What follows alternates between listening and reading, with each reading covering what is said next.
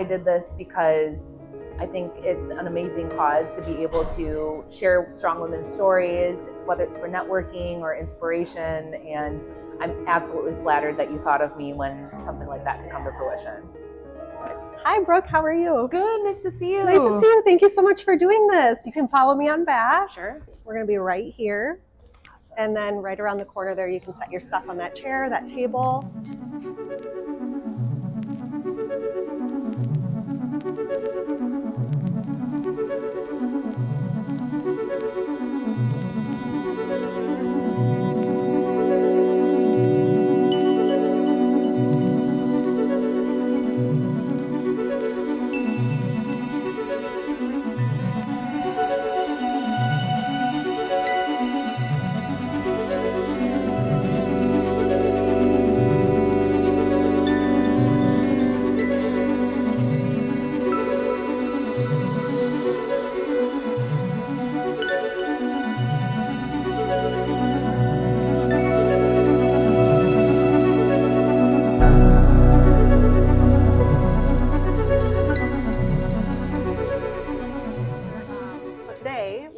Do your brows, right? Yes. Your abstract brows. I've never heard anybody use that. Well, I feel like in the mornings when I'm putting my eyebrow makeup on, I used to know what I was filling in, and now it's abstract art. Like, I don't know what I'm going for. We've lost our direction. That's right. Okay. What do you use like when you fill in your brows at home? I'm doing like an Anastasia brow pencil and brushing it out afterwards. Gotcha.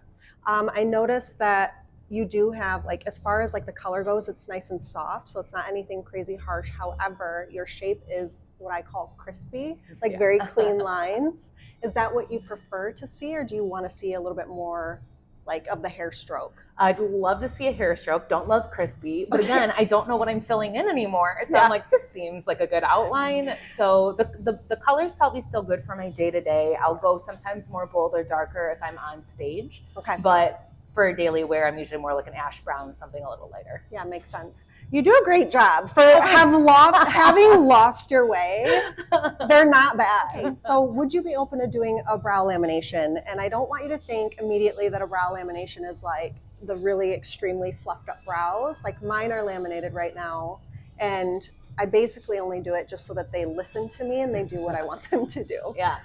So I've never done one before. I'm not scared of it. Okay. It's just been, I always felt like I had a good amount of brow. You do. And so I felt maybe that was more for folks that needed to spread out the brows or like be able to make it feel like you've got fuller brows. But sure, if you think that's going to help me with a little bit more of a brush or hair stroke and not like a crispiness, then I'm all for it. All right. Well, when I remove everything, we'll kind of take a look at it and then we'll like make a decision from there. But before I do anything permanent, obviously I'm just going to like fill in, kind of map a little bit, and then make sure that we're on the same page with like your general shape.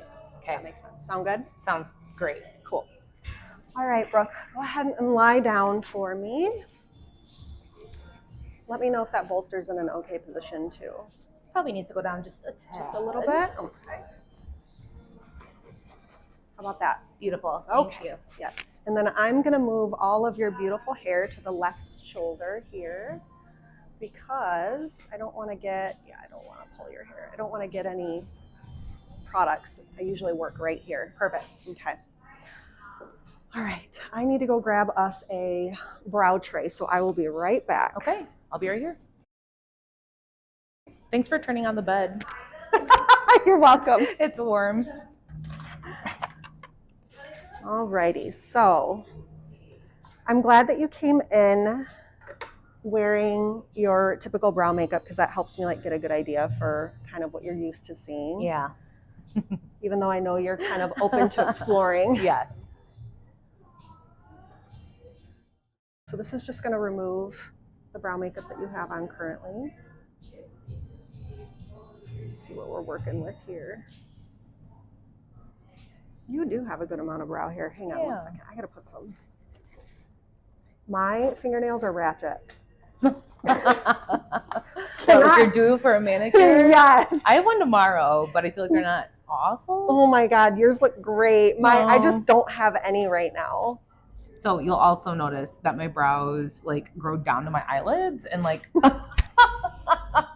up to my forehead. That's a brown girl thing. I think so, isn't it? Yeah. I have the same problem. I have the same problem. We will get you shaped up, no worries. I have no doubt about it. This is going to be awesome. I think a brow lamination is going to be beautiful because your tails do get pretty thin. Yep. So, and this side is actually a little bit fuller. And the direction of these hairs, like they're like pushing up. Right, they grow up. So we definitely don't. I used to have people take it off, and it would make me cry every single time. Yeah, because then they'd be too short. Right. Yeah. Yep. So we're gonna tell them what to do. Okay. They need a little help. Yeah. Okay. All right, cool. So before I do that, though, I'm just going to take a pencil and kind of outline what I envision for your shape. Sure. And that way I make sure that you're comfortable with what we're doing. So I asked you to do this. Yes. I'm honored to do it. Are you? I am. Oh. Like, I feel like you probably know so many amazing women, and for me to be on some kind of short list is like a huge deal. It's like probably the biggest compliment I've gotten so far this year. Oh my gosh. Well, honestly, we don't, I mean, like we said, we were going to get together, right? Like I'm going to exaggerate, but for real, like forever ago. Yeah. You're a business owner. We're adults. It's, you hard. travel a lot. Yeah, I travel a ton. I was I excited to be like home this week to be able to do this. I know. I'm so lucky. So yeah, but I just really feel like the little bit that I do know about you, like obviously this is why I want to hang out with you outside of, being a service provider, because I'm just interested to learn more about like your whole story, because you've been through a lot in like the last couple of years. Yeah. When was it that you were diagnosed with your breast cancer? I was diagnosed with breast cancer in September 2021. Okay. And you're right. I feel like life really hasn't been the same ever since. Mm-hmm. Whether it is still going through treatment, still going through surgeries. Gosh, it's 2024, so we're still doing this thing. Really? Yeah. You still have another one? Yeah. I'm past the cancer surgery part, Okay. but still working through like the cosmetic reconstruction. Yep. Just kind of having complication after complication. And, for a while I thought, you know what, I'm just going to stop with all of these reconstruction surgeries because it's not cancer related. I'm on another medication for the cancer, but I think it really eats away at your confidence, right? And your self-image when I know I don't look the way that I should or I want to. So it's been a hell of a journey. But like one of the first things you think about when you hear about like friends going through something like this is like, oh my God, her identity is going to change. Yeah. Yes. Well, and that's the difference between catching cancer early and letting it go. So if I have any kind of PSA, it's Christina, do your self-check. Okay. Tell your mom to do her self-check. I'm so bad at that. You have to, because I found it myself doing my own self-check. Wow. And that could have been the difference of not doing my own self-check, waiting to my annual appointment with my OB, and it went too long and having to need chemotherapy and then losing my hair. Yes. So you're right. It definitely is an identity crisis. I mean, you're losing an appendage, right? You're losing part of your body. Correct. Going through a double mastectomy. But I always laugh and joke and say, hey, at least I still have my hair. I'm dead. You didn't lose it all. That's right. You didn't lose it all, That's ladies. right. Oh my gosh. But I think people don't realize, like, even with the double mastectomy and you go through reconstruction, whether you're a candidate for implants or some other form of reconstruction, which I'm going through, you've lost all of your feeling. Oh, wow. So it's like from collarbone to belly button, you really don't have any feeling and you won't regain it. So ever? No. Wow. So I've noticed that the feeling maybe is coming back a little bit like lower, a little bit higher, but in the chest area where you've had tissue removed, it removed all the nerves as well. Oh, so wow. Just as you go through healing, like, I don't know, it's probably what I imagine, something along the lines of like a phantom limb situation. Like you know that there's something there, but you can't feel it. Yeah. And you started a blog about this, right? to kind of share with everybody? I did, and more of a function of communication with my network. Okay. And, I was so blessed to have amazing people, whether it was family, friends, colleagues, clients, texting me, emailing me, asking me about how recovery is going or how treatment's starting. And I knew inevitably I would be missing some people's text messages. They fall through the cracks. I'd open up my phone, right? You look at a message, you forget to respond. All the time. All the time. All the time. Right. So I started this blog as a way to let people, come and go as they please, read it whenever they want to, see some pictures. If they want an update when I post on in real time, great. If they only want to check once a year, also fine too. So it's been also a really cathartic experience for me too, just because I get to journal and document what I'm going through. Yeah, yeah. And there's nothing, do you ever find yourself, do you ever go back and reread what you wrote, like months later or anything? I have. Okay. It maybe definitely after the first year. I definitely went back and reread everything from the first year because you're posting more regularly. And I think when you go through a cancer diagnosis, or maybe really any kind of diagnosis, you're living day by day. It's like a full-time job, trying to keep up with all the doctors and all the therapy appointments and all of the medications and all the scans and all the labs. And so to go back and reread those things or look at old pictures or see the flowers that people sent me is really a crazy walk down memory lane. So I'm glad I have it.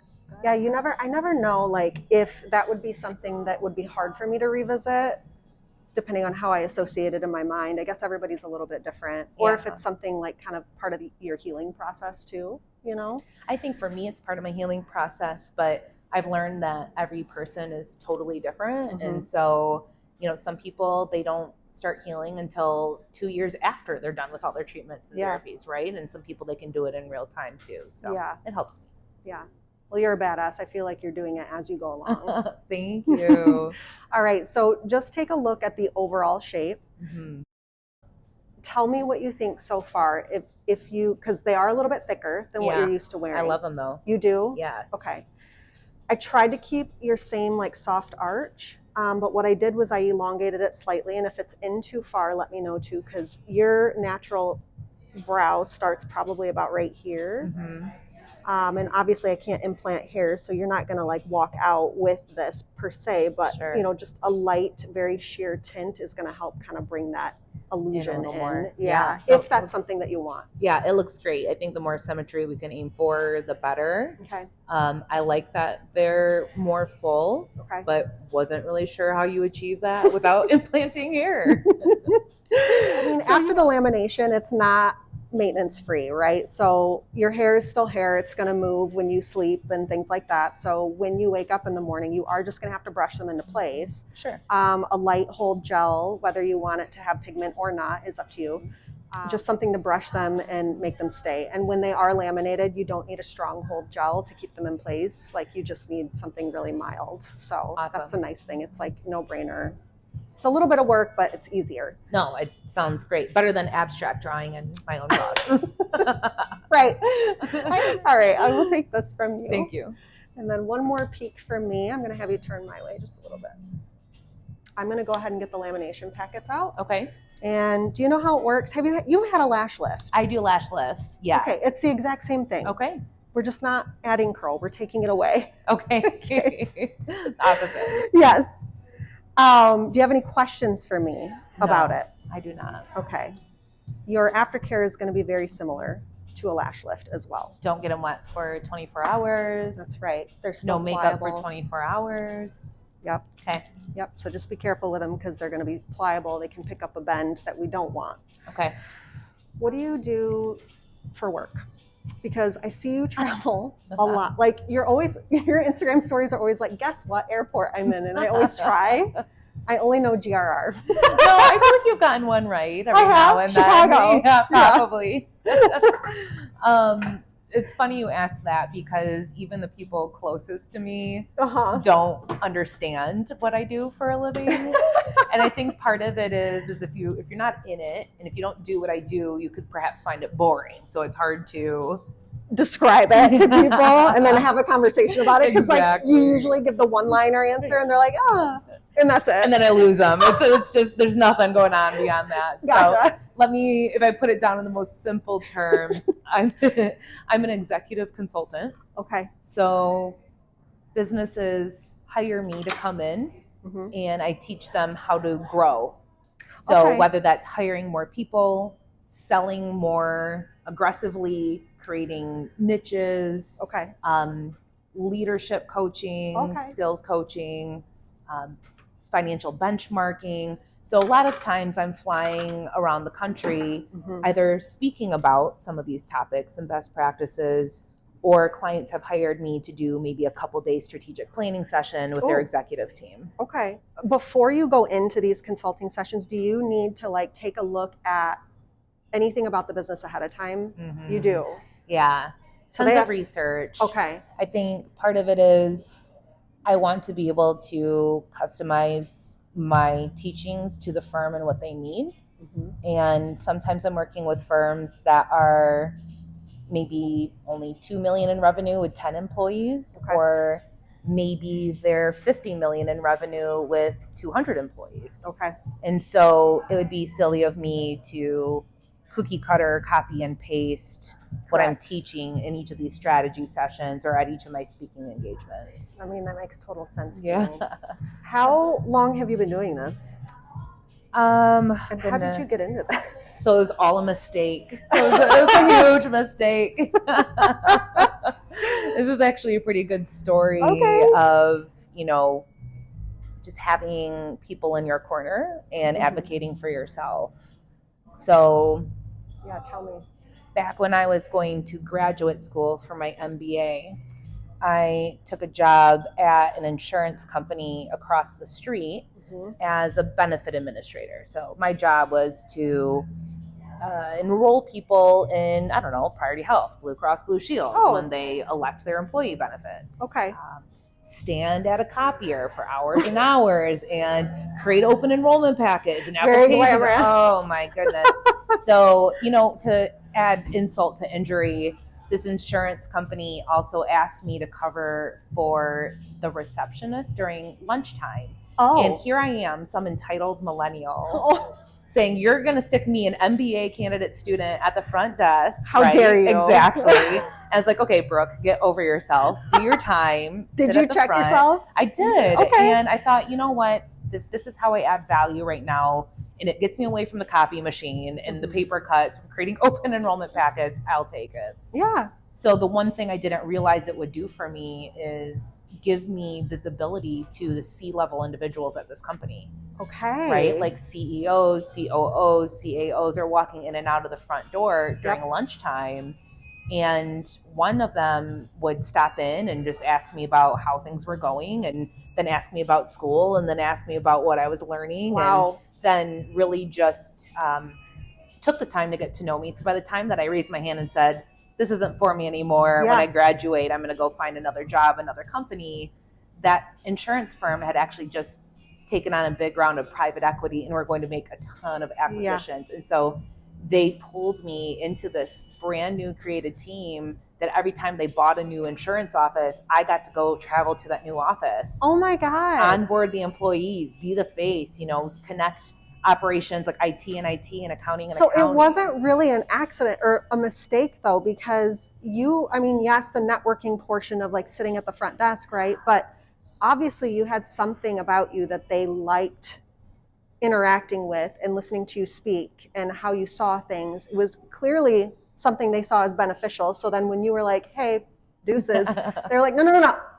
Wait a minute. Let's keep you. I think we have a position for you now. Exactly. Wow. So it's something I feel I've learned over the years as I tell this story over and over again. It's a two-way street, right? So I needed to be outgoing enough and personable enough and assertive enough to talk about myself and, talk to these C-level individuals without being intimidated. Yes. But in return, I was lucky to have, male executives at this company that had their eyes open for potential and didn't see just the receptionist when they were walking in and out of the door. They were trying to understand who I was. So by the time that there was a greater need, they could tap me on the shoulder. Yeah. So smart. How old were you at this time? Oh my gosh, like, I don't know, 23, See, 24? When I was 23, 24, I was still so self-centered that like I would not have had that, what's the word? Is it foresight or whatever to like think that far ahead and put myself in a position like that, you know, like I praise you. I think that's so awesome. I think my mom told me once that she thought I came out of the womb as like a 40-year-old woman. So maybe that helps my situation and why perhaps I had like business acumen in my 20s. Oh my goodness, that is so funny. What is your ethnic background? So my dad is from China, or his family's from China. And then my mom is a mixture of things, but predominantly Swedish. Oh, wow. Okay. So I think that's why a lot of people can't totally place my background. Yeah. I don't know why. I mean, like, well, I associated you with, you know, your ex-husband, but like he was Muslim. So I was like, oh, maybe she's Middle Eastern, but no. I've gotten Arab quite a bit. Yeah. I've gotten Latina. Yeah. Probably Filipino is the one I get the most. I could see that for sure. Like our Hawaiian Pacific Islander as well. Wow, I could really see that actually. Yeah. How do you feel? I guess one of the questions, like when you were kind of talking about your work, is do you feel like you've ever had to I tend to be more of a people pleaser, I guess. So this is where this is coming from. But do you ever feel like you had to maybe not dumb yourself down necessarily, but like act outside of your character in order to get a reaction or a benefit that you wanted? Or have you always been able to stay true to yourself? I think I've always been able to stay true to myself, but I've had to be particular in decisions that I make. And it might be, some of it's really frivolous stuff, right? Like I'm going to wear heels to work every day because I'm like 5'3" and I work in a male dominated industry. So if folks are walking around 6 foot, that, you know, I want to be taken seriously. Yeah. So I need to give myself a little bit of elevation. And you know, as a woman, unfortunately, you have other things to think about, right? Like I want to dress in a way that makes me feel confident, but it can't be too revealing, but I don't want to be too conservative. So I feel, you know, frumpy and, you know, I want to wear some makeup because I want to look pretty, but I can't wear too much makeup because I don't want to come off as being fake. Like wanting attention or any, like you're trying too hard. I know. It's like always trying to find this middle ground. Yeah, for sure. And so maybe in some ways, in that way, I certainly do feel that I need to, the frivolous stuff, just adjust and make very careful decisions about how I present myself. But one of the interesting things I've picked up over the years is typically pretty early on in a speaking engagement or at a workshop, I will swear. I will, honestly, it gives me some kind of weird credibility. And I think when people might see me at first, a woman in a male dominated industry, they might think like, oh, she's prim and proper. We can't be, you know, crazy around her. Exactly. And it's like, no, like, let's be people. Let's do business like normal people do. And so if you drop maybe one F-bomb or something like that, that's enough for people to realize she's not a robot. She's a human. We can talk with her and be comfortable without having to feel so uptight. It's a small strategy of kind of like, it's almost like when we overshare a little bit in the beginning with a stranger in order to make that person feel more comfortable, and then they're more likely to like relax and overshare. You know, it's just like one of those little strategies where it's like, okay, I'm going to show you that we're chill, it's cool, so I need you to relax. So I'm going to show you. F this. Exactly. F being stiff. That's right. Let's relax. Let's do it. Yeah, I love that. I would excel at that part. You're like, I can swear. I can do no that. big deal. That's easy. Swear too much sometimes. Oh my gosh. Ooh, perfect. How they looking? So good. Yay. Oh, I'm so excited. Love doing this. Honestly, the service portion for me is like still my favorite. Really? Yeah. How much of your time is spent on doing service with clients versus doing business versus doing social media stuff like this? Clients, I backed down to about 6 hours a week. That's it. Oh, that's it. Wow. But I was doing, I mean, for 7 years, I was doing 32 to like 38 hours a week of clients and then trying to run the salon. Still run the business. Yeah. Yep. That wasn't great. That's one of the things that I actually work with my clients on the most is when you're a business owner, sometimes your name's on the door, but you're also bringing the most amount of sales, but you also have to do payroll and you also take out the trash at the end of the day, right? I'm the only one cleaning the baseboards on my hands and knees. Yep. But at some point, in order for you to grow your business and to scale as a business owner, you have to make a decision about where is your time best utilized and where's it going to bring in the most value. Exactly. Yep. Yeah. And it's hard for me because like I said, my favorite part is doing the services. And I feel like the one thing I feel like I'm good at is then reteaching the little techniques I pick up and sharing them with other people. So that part, I would say doing the services and then like training new people is the most exciting for me. And then like when you watch them start to be able to do really well, it's rewarding. Like, yeah, it's so much fun. So yeah, the rest of it, I mean, like I can't really measure a time in like the administrative stuff. It's almost like I just plug in where I feel like nobody else can take it. Sure. And so it's all day, every day. And we use Slack to communicate Love here. that. But it is, and Andy, I mean, that's a big point of contention in our relationship. He's like, you need to like keep your phone over there. Because if I see that little purple thing, I'm going to pick it up right away. Does he disconnect? Is he a good job at that? He's better. He's way better than me. But he's also, it's him and two other guys. Yeah. We have like 20 something people. So, and I feel with Andy's business, his projects are more long term. Yes. Versus the business that you do is day to day. Yes, right? Exactly.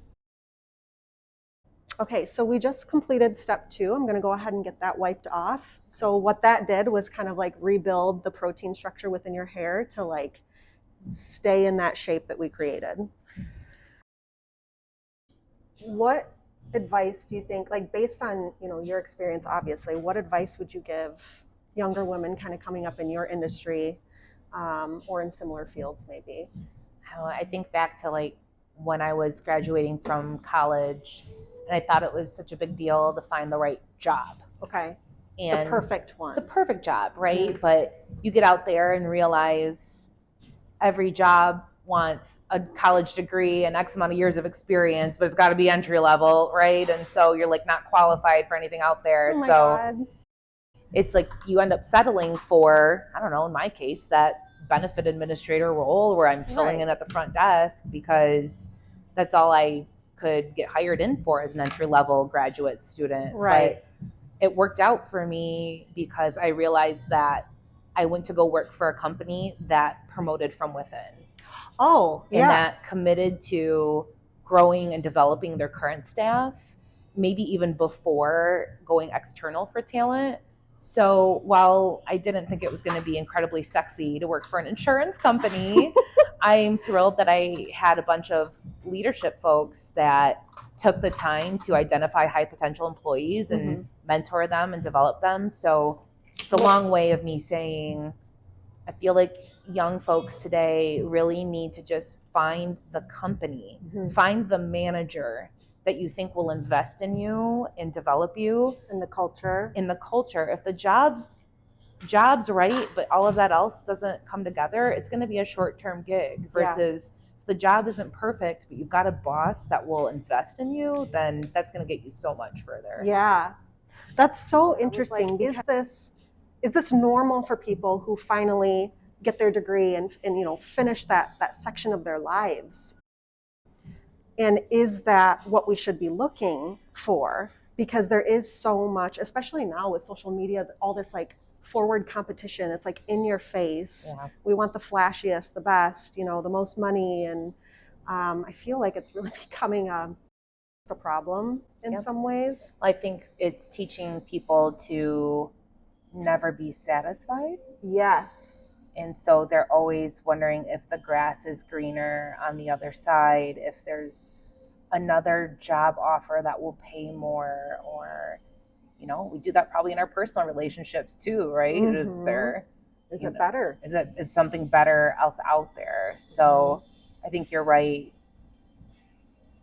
that maybe it's good to be picky. Certainly you want to find the right job, but sometimes the right job is short term versus finding the right company that will promote you 4 times in 10 years is going to get you even further. In my case, it was further than I ever thought. So while I'm an executive consultant and do all the strategic planning with clients, I actually oversee a team of 16 consultants. Oh, wow. Okay. And so that's really where a majority of my time is spent, is developing those consultants, teaching them, you know, operational processes and procedures. And like you, I just like to keep my hands in the business and do my own planning sessions from time to time because I want to stay current and I want to be able to train people and things of that nature. So I think it's wild to me, even, you know, in hair school or SD school, a lot of the instructors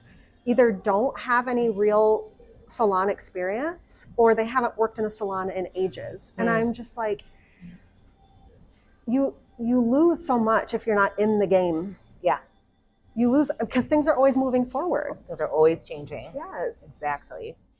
Yeah, it helps me maintain some kind of subject matter expertise. And to your earlier point, I get a lot of energy out of it, right? I like being with clients. I like being out in the field and meeting people. Exactly. And while I might have, or you might have, providers or consultants that can do what we do, I think if we don't do the things that give us energy from time to time, we're going to end up burning ourselves out. Oh, 100%. That's huge. Yes. I remember during COVID, like the lockdown, not doing any services. And then also just, it was a weird time anyways. You know, what do I do with my hands? Like, we're all what do I do? Yeah. So it's a little bit more of a unique circumstance, but still, you know, like being out of it for that long, coming back felt so strange. I felt out of practice. And then I just I felt like I lost my mojo. Like I was depressed during that time because I wasn't doing anything that I enjoyed, you know, and also there was the uncertainty of like, how long is the business going to be able to survive like this? Obviously that was pretty heavy, but so your field is primarily male dominated, right? Yeah. All of my clients are, we joke affectionately, but I'll say this on stage, are male, pale, stale. Elaborate. Well, I specifically specialize in the commercial insurance industry. So my clients are typically selling employee benefit products that your employer gives you, or workers' compensation if one of your providers trips and falls, or what happens if this building burns down. So for whatever reason, and I think it's because it's a multi-generational industry, there's a lot of, I think right now it's somewhere around average 60-year-old white man is the average insurance agency business owner. And so imagine some kind of, you know, young 30s girl coming into your business and telling you how to run it. Exactly. This is what you're going to cut to become more profitable. This is who you're going to hire to grow faster. Oh my goodness. So it's definitely, it was maybe a little unnerving at first, but I think it's kind of fun. Really? Yeah. Go in there and kind of push these guys around a little bit. Yeah. I feel like I've been lucky enough where my company encourages thought leadership, right? So posting on LinkedIn or publishing articles or speaking on stage, and that does give me some kind of credibility. So even when skeptic business owners see me walk into their office, they're like, oh, this girl knows what she's talking about. She's got a brain behind her. Right. They can go and kind of do their own research on you if they need, and all that stuff is on. They can find your videos and that's right. You've shared. Or sometimes they've seen me speak at an engagement and say, I hear what she's saying. I'm going to have a hard time prioritizing or executing myself. I think I need to have her come to my office for a couple of days and work on my business. Oh my gosh, I love that. Yeah. So have you found that most of these guys have been pretty easy to work with or open to work with, or like have you run into kind of some difficult scenarios, and I guess how did you deal with that? Yeah, I think I'm lucky in that my clients in general are all really good human beings, Okay. right? So I think they don't necessarily judge a book by their cover. I can see people soften up to me over time when they realize I know what I'm talking about. Mm-hmm. But I think challenges come in with things that women in all industries experience, right? Whether it's the Me Too movement or having, you know, in social settings and social business settings, right? Maybe it's a client dinner after work or a networking event where folks have overindulged and maybe see that as an opportunity to get inappropriate or touch you in a way you don't want to be touched, or text you messages you don't want to get text. And so I think, you know, we still live in a world where, while it's not women's fault that we get these inappropriate situations, I do think it's our responsibility to, I guess, avoid and mitigate those happening in general. So if the networking event is done and all the clients want to go out to another bar, that's when I'll excuse myself, because I know that nothing good can come from that extracurricular social activity. So it stinks that I have to moderate where I put myself, but it definitely has something I've learned over the years is if I want to minimize the amount of precarious situations I'm in, I need to make some maybe not so fun, but smart decisions for myself to keep myself safe. Yeah, for sure. I mean, at the end of the day, we all have these choices in front of us to make, and you know the risks with each one. And so if you're choosing to constantly put yourself in a risky situation, you know, you have to be ready to deal with whatever repercussions come from that. And you're right, it is sad that it's like we should be able to go out and enjoy ourselves. I was just talking to another client. She was telling me, pause. Have you ever had any issues getting waxed before with your skin lifting? Okay, perfect. I'm going to go ahead and wax now. Sure. But you know, she has this guy friend that she's had for years, and he is currently on this like guys trip, staying in all of these like, you know, cheap, crazy hotels and hostel type situation. Not hostile, but hostels. Hostel. Yes, hostels. And just backpack, you know, doing all this wild stuff, and it sounds so exotic and fun. Through Europe, and like I think they're even going to India, and I'm like, we could never do that as women. There's just so many things that, like, unfortunately we cannot do right now, as simple, you know, as complicated as that, and as simple as, you know, not going out with your colleagues when they leave the work situation and go to another bar, like you said. I actually just had this memory come up not that long ago with another friend. The first time I traveled solo for work was when my company had acquired another company in Manhattan, like downtown. And I was staying at the New York Athletic Club and flew in quite late. And luckily my company had created a car service for me to bring me from the airport to the athletic club. But they dropped me off at a back door. And I didn't realize it was a back door, couldn't get in until they had driven away. So at that time, I was a 24-year-old girl in downtown Manhattan with a suitcase in a back alley. Oh my gosh. And I had to walk around the block in order to get to the front door of this office. And I remember being so scared and paranoid, looking over my shoulder, trying to figure out if someone was following too close to me. And I don't think that driver who dropped me off thought about it. Any kind of clue that was going to be an anxiety that I had walking around the block. How's everything feel? Great. Oh my gosh, you look great. Do they? Yeah. I'm so excited. You had a lot to work with. I'm like, good. She's got like a mess to it's ideal. So it's like hopefully really good before and afters. The messier you can come in, the better for me. Okay. Normally I love a good like lash lift before and after too, because I do the Revitalash. Yeah, your lashes are huge. Yeah, thank you. They're beautiful. So, but I had like just gotten them done a handful of weeks ago. I'm like, ugh, I'm not doing it yet. Yep. Let's do the brow service. I remember the day that I didn't see this client, but a bunch of girls like that went up to the beauty bar. I think it was one of Lisa's clients at the time, and this was years ago.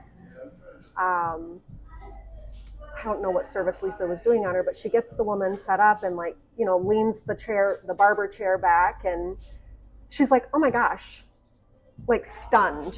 And the lady's like, is everything okay? And Lisa's like, your lashes, they're so long. Was she using a serum? She was using Revitalash. Yeah, game changer. That's what she told us. And I was like, so we set up an account and now we retail them. Oh my gosh, from that one client. From that one client. Oh, she influenced you. She did. I love that. Sure. Oh, and they were nice enough. Actually, I even forgot to mention this. So after we made our post about the Women's Month, video series we kind of wanted to do, our rep from Revitalash saw it and emailed me right away. And he was like, I love this idea. I want to put together like goodie baskets for your clients. So we have a goodie bag, like just a little bag for you of like samples and stuff that they gave us. Oh my God. I will, thank you, take them. Also, did you know that Revitalash donates part of their proceeds to breast cancer? That's why I love this. This is going to be a full circle moment. Revitalash, sponsor me. I can't. We gotta get like a picture of you holding the pink box. Oh my God. I love that. That's so crazy. It was meant to be. It was. You knew what you were doing. Apparently. All right, 1 second here. I'm gonna brush your brow hairs down so I can do a little waxing from the top. Okay. You usually get wax on top too, right? Oh yeah. Okay. Those temple hairs. Mm-hmm. Yeah, it's like, where does the hairline begin and the eyebrow ends? You're honestly, Brooke, it's not even bad. It's really not bad. Some women, it's like, and me, it's so, I mean, like if I wax this area right here, it looks like I have a tan line because there's so much dark peach fuzz. Yes. I try to get dermaplane once a month too. I think that makes a big difference. Oh, for sure. Or like I'll do it myself sometimes. Yeah. Okay, so when you were growing up, what school did you go to? Where did you grow up? Lowell High School. Okay. So were you one of the only like flavorful people there? Flavorful?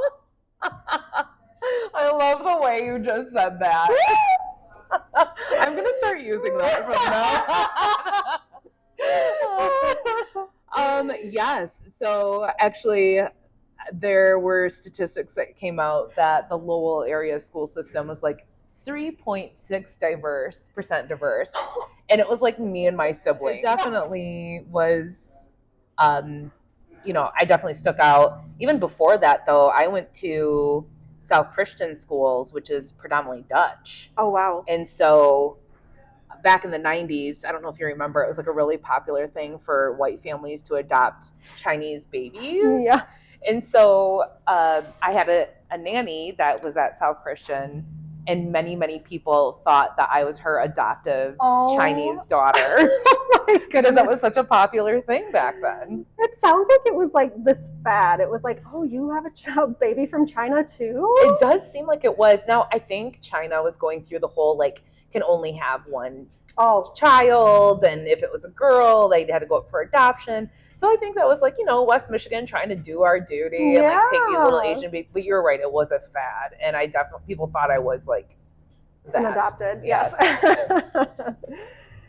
Oh my goodness. Yeah, it was, so I grew up in Schoolcraft, which is like, I don't know how big Lowell schools are. I probably had a graduating class of probably under 400. Oh geez, so large. That's pretty big. Yeah, my graduating class, I think, was 86 people. Oh, yeah, way smaller. Okay, where's Schoolcraft? An hour south of here on 131. Straight down. All right. The first light that you hit, you're in Schoolcraft. So how flavorful was Schoolcraft? Not very. I will say, so there were, at least in my grade, we had a couple of Korean, girls that were from Korea that were adopted. And then, but white families raised white. My family raised me very white because they wanted me to fit in. I was raised pretty white too. Yeah. People say, what's it like to grow up in an Asian household? And maybe there's some things that were influenced by Asian culture, but I definitely didn't grow up speaking Chinese or. Do you wish you would have learned? Oh gosh, I went to college and tried to learn Chinese, and I was so bad at it. And my dad doesn't even speak it. So it's like, all right, let's just let that lie. Yeah. It was well intended. We're gonna take the victories we have, and we're gonna appreciate our strengths. That's right. Yeah, my dad told me, I remember, and I still get asked once in a while, depending on where I'm at, like, why don't you speak Spanish? And it's because literally my dad told me, at the time, I just thought that was the best thing because I wanted you to fit in as much as possible. Assimilate, yeah. Mm-hmm. Yep. So have you ever felt compelled to learn Spanish? Yes. So I have an annual subscription for Duolingo Club. Yes. And I like go in spurts where like I hit streaks and then I fall off it for a couple months and I come back. I don't see my parents enough anyway. I don't either. My stepmom just butt dialed me yesterday. Aww. And I think I haven't talked to her or my dad since like January. Oh my God. I know. And it's just like, I think a function of, like you and I said, like we're adults. We've got lots of stuff going on in our lives. We're really busy. And, when birthdays and holidays come around, sure, we'll get together. But part of it's my fault if I'm, on the road on a weekly basis. Mm-hmm. So. Yeah, we joke, my siblings and I joke, when we see each other for holidays. Well, see you next year. Yep.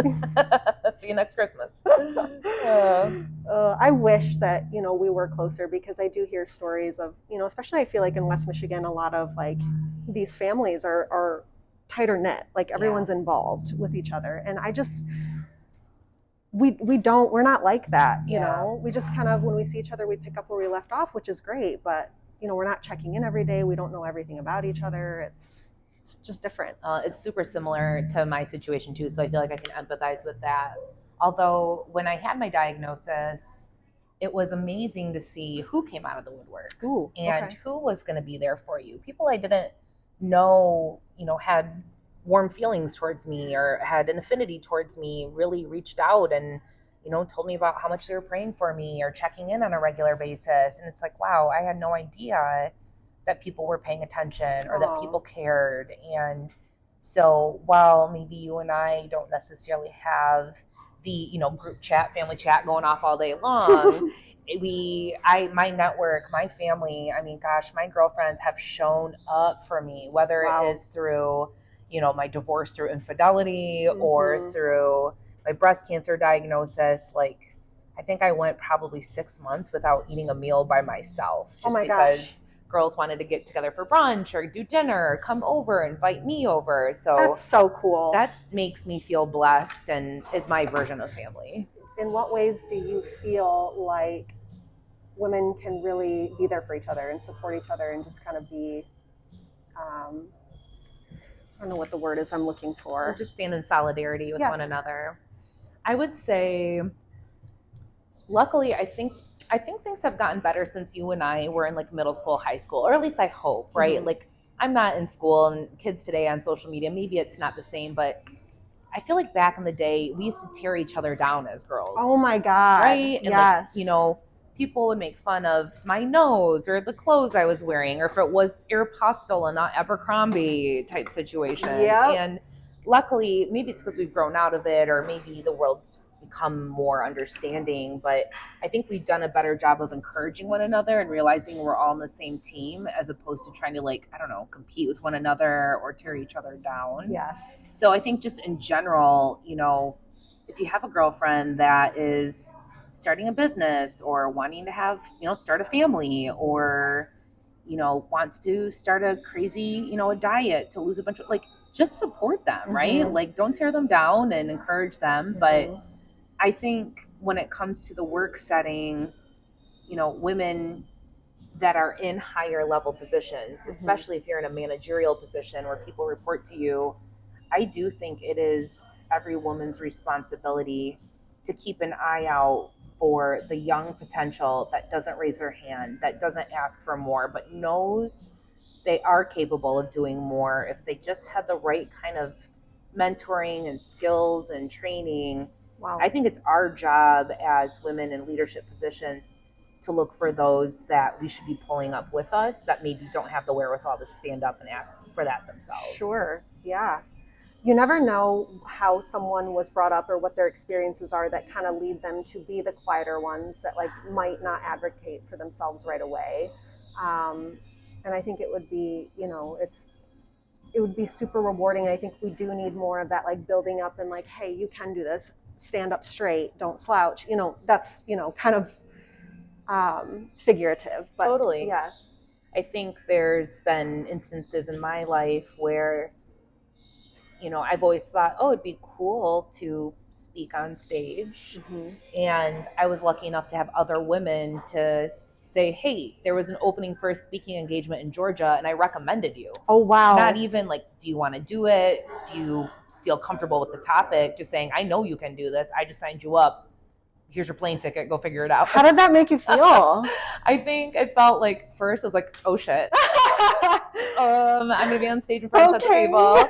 But then I was like, how complimentary, right? This person believed in me. She saw that I had the potential to do that. Mm-hmm. She knew that if I had the right stage, I could flourish. And so I'm really grateful to all of those women and even men allies, right, that have looked out for me and looked out for opportunities. That's why I feel obligated. I have to do the same thing. Yeah. Are you ready to see? Oh my gosh, yes, I am. Okay. Take a look. Oh my God, I gotta sit up. Seriously, are you happy? They're so good. Oh my gosh. So the one thing I did want to point out, this one I feel like is slightly more rounded than this one. So I tried to balance it a little bit. This one had more of a tendency to naturally have more of an angular arch. Yeah, I could see that. Mm-hmm. So I tried to soften this one because I feel like that was maybe a little bit easier than like sharpening this one up. Yeah. They're so good. Oh, I love that. Oh, good. And you can kind of see where I brought the tint in, and I was just going to show you, you can take a pencil. Actually, I probably shouldn't use the artist pencil. I should use something similar to what you would use at home. Yeah, I've tried to use that one before and just made a mess of myself. Yeah, I don't recommend. Oh my gosh, I'm so happy that you like them. Oh my goodness. I can tell you now I was a little nervous. Oh, really? Yeah. I really didn't want to disappoint you. Also, oh my gosh. You're going to be, I know that you speak on stage a lot, so I was like, I really got to make sure she looks right. It's actually a good point. I'm like weekly speaking engagements starting the first week of April. Really? To the end of May. Yes. So, all right. Thank you. So you're welcome. So all I did was just put in a couple of strokes. So you're just going to take your pencil and you're going to follow the hair growth pattern. And do you feel the pressure that I'm using? It's really light. Yeah, like a razor blade on way lighter than I would normally do. Yeah. And don't go side to side. You want to do the hair strokes, okay? It takes a little bit of practice. I feel like you might be able to get more steady if you came in, like if you're looking in the mirror and you came in like this and pressed your hand against your forehead and just kind of like did this and then tap, tap, tap to make it soft. Yeah. Yeah. So what color are you using? This is dark brown. Dark brown. Mm-hmm. Okay. Yeah. So I always tell people when you're choosing a brow pencil, you don't necessarily have to go based off of the color that it says or what it like looks like when you just kind of do one of these deals, because what really matters is the tone, because the pressure is going to determine how deep it goes. Okay. Right. So like you saw, I mean, like the pressure I was using on you, wispy, like that. I mean, like it in comparison, it looks like nothing, but that is a lot on your face. Yeah. So it makes a big difference. So if I'm using like an ash brown right now, do you think ash is even the right tone for me? Or have I just been led astray by Sephora? What you came in with looked great on you. But I think the reason why I'm using dark brown now is because I did add a tint to you. Okay. And I feel like this is just going to match better with that. Makes sense. And it does look good like with your hair color and your skin tone. Actually, I do love warmer. This. Good. Oh, they look so good. Do you have any questions for me? No, I don't. These are great. Thank you so much. You're so welcome. Oh my God.